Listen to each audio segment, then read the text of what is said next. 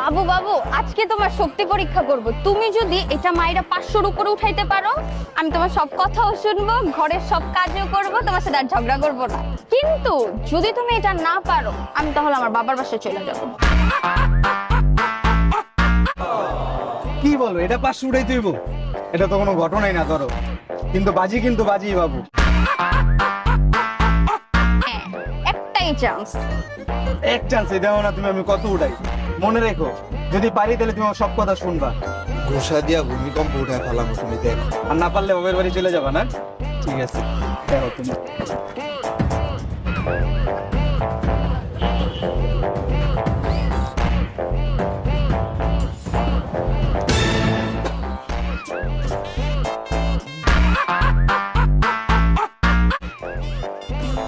হ্যাঁ বাবু, কি হলো এটা?